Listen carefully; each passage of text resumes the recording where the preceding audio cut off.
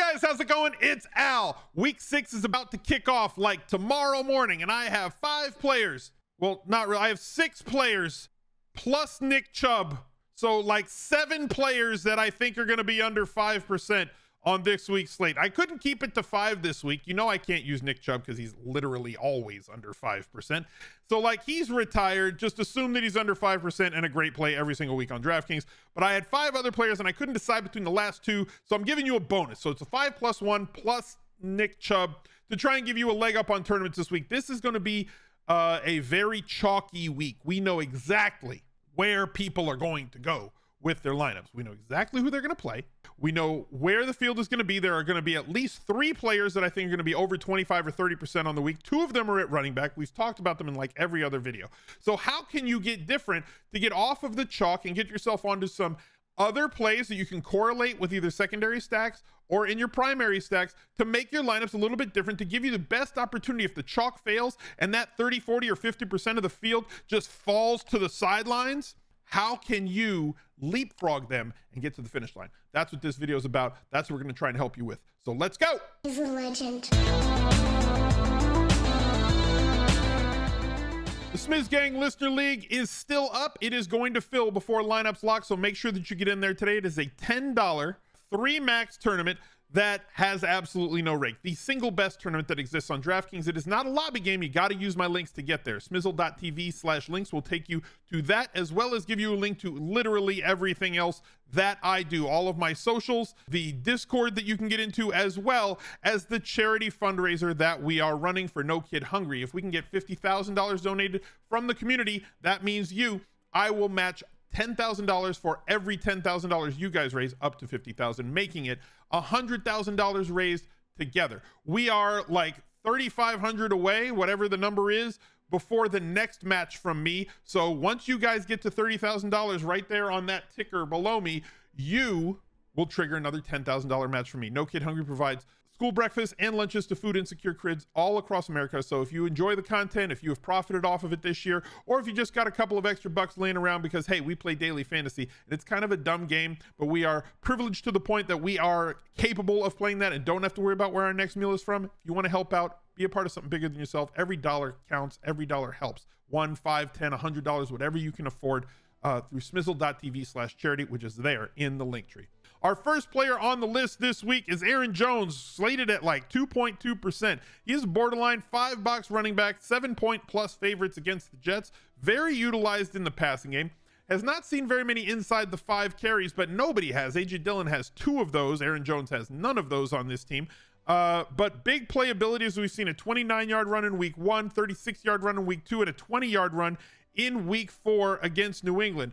With the floor that he brings and the ceiling that he provides with the multiple touchdown upside that we saw from him against Chicago with 35 DraftKings points, if he's going to be under 5% in this matchup against the Jets, he's exactly the type of running back that you want to play to get away from the uber chalk that is going to be Ramondre Stevenson and Eno Benjamin in week 6. He gives you that premium upside and forces you into a different build, because as everybody is going to be paying 6K or down for their running backs, paying up at running back to be contrarian is going to force you into different spots at your wide receivers as well. So you will have a highly differentiated lineup off of all of the Kansas City and Bills chalk that is going to exist out there, as well as getting off of the running back chalk at the same time.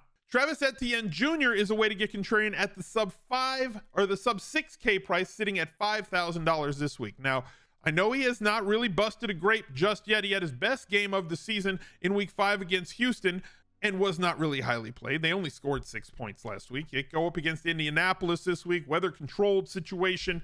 What I like about Etienne is multiple fold here. So like, one, we know what his archetype is. He's the type of pass catching running back that we want to invest in on DraftKings with full point PPR and bonuses. What I really like is how much he popped last week. We saw how good he looked if you watch the replays of that game. You're on YouTube already. Search in another browser or in another tab, Travis Etienne week 5 highlights, and look how explosive he looked with the ball in his hands. They finally looked like they were trying to get him the ball in the most advantageous situations for him to put him in the best spot to shine. That's something that you want from NFL coaching staffs. You want to see them putting these players in positions where their skills and their tools can take over. On the other side, one more thing that I like is that his snap count and his percentage of snaps at running back have been climbing pretty steadily, although slowly, for the last 3 weeks, seeing more higher percent of the running back touches and playing more snaps than he did in weeks 1 and 2.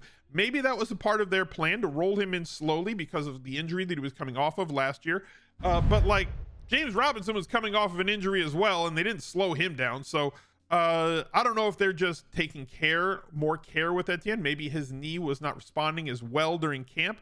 But if he gets more of than like a 50% workload, which is what he's kind of up to at this point, if he works into a 60 to 65% of the snaps and touches workload, with Robinson coming down to like a 35-40%, which was completely flipped for the first few weeks of the season, now you have a situation where Travis Etienne is going to provide really big numbers, possibly 15 to 20 plus point DraftKings days, and he's going to do it at under 5%, currently projected at 3%. Now, by the time he gets there, I know what you're saying. I don't believe in Travis Etienne. This is obviously a leap of faith for tournaments for you to be easily able to overweight the field. If you put like 10% allocation on Travis Etienne across your 100 or 150 lineups, the field's going to have 3%. So you've got at least 3 times more of him than the field. So you've already leveraged the field in that case.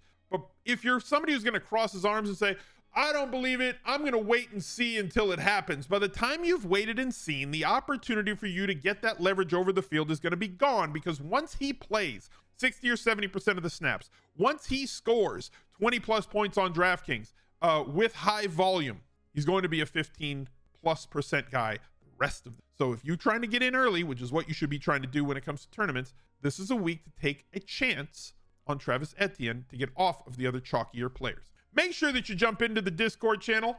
It's at smizzle.tv/Discord. You can get there through smizzle.tv/links as well. The bonus is, if you are a channel member on YouTube, if you click the join button, it's right down below. If you don't see a join button because you have an Apple iPhone and they hide it on the YouTube app for the iPhone because of sharing and purchases in app and stuff, I will put in the pinned comment the link, smizzle.tv/join.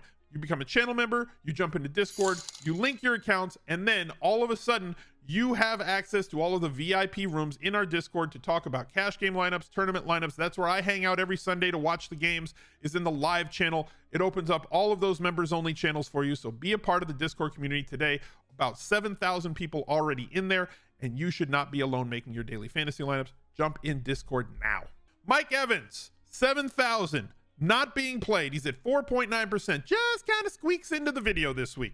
And no receiver has scored more touchdowns than Mike Evans the last 3 seasons, since 2020, 2021, and early in 2022. Like, he is a touchdown machine. Playing against Pittsburgh, who is a machine at giving up touchdowns this year. I think they've got like a 6% touchdown rate. That would rank like 3rd in the modern era when it comes to allowed touchdown rates. Like, the best quarterback of all time is Aaron Rodgers when it comes to touchdown percentage at the position. He sits at 6.2 on his career. Russ Wilson sits at 6.1 on his career.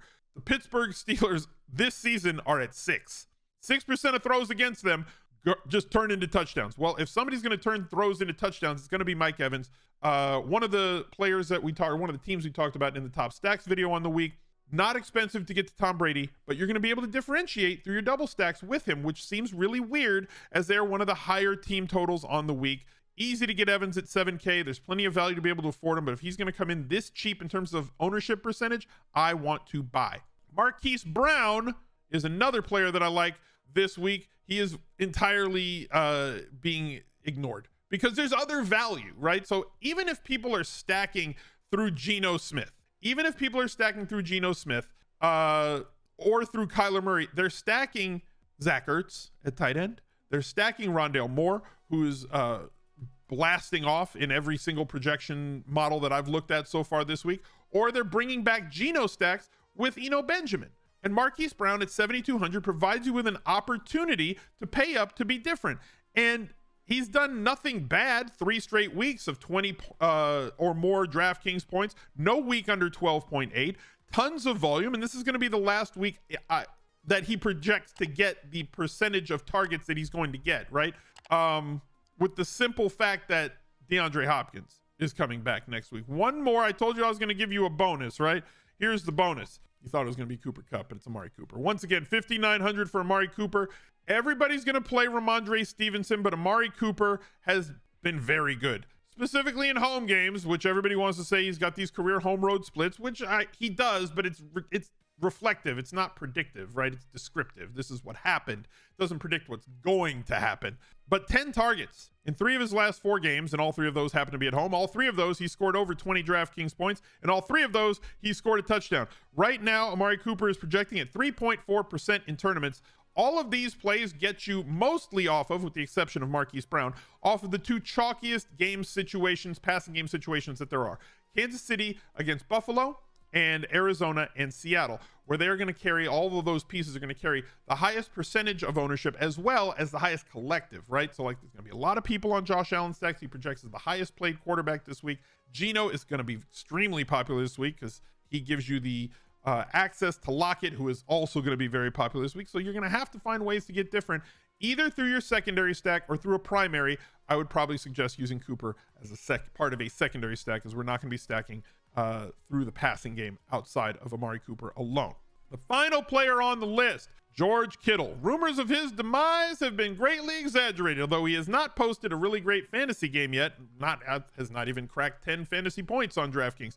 He's 5,100. In that range, you're going to be different because most of the people spending in that type of range are going to be spending on Zach Ertz at 4,900 or Tyler Higbee at 4,600. So spending up a little bit, not that much, to get to Kittle gives you access to one of the tight ends that has premium tight end, 20 plus point as a ceiling. Kittle is well under 5% this week. He has not been blocking. Like, that was a guess of mine, that they might utilize him more to block, as skilled a blocker as he is, with their offensive line sustaining an injury to Trent Williams. But like, they have not used him like that. He just hasn't gathered a lot of targets. It's not that he doesn't earn them. It seems more like an anomaly than anything else. And Atlanta's defense, with as forgiving as it has been, allowing the most opposing red zone trips to opposing offenses, George Kittle's going to have opportunity at scoring touchdowns this week. The big playability is still there with a 20-yard catch in each of the last 2 games. The targets could theoretically take a bump. Look, he's low played for a reason. We understand that everybody on this video every week on 5 under 5 has warts. So what we want to do is attack those who have ceiling opportunities.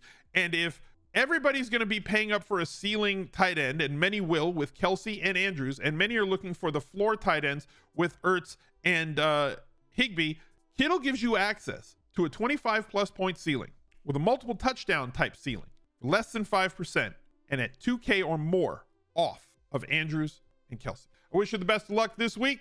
We'll see you in Discord. Look out for another video right there. He's a legend.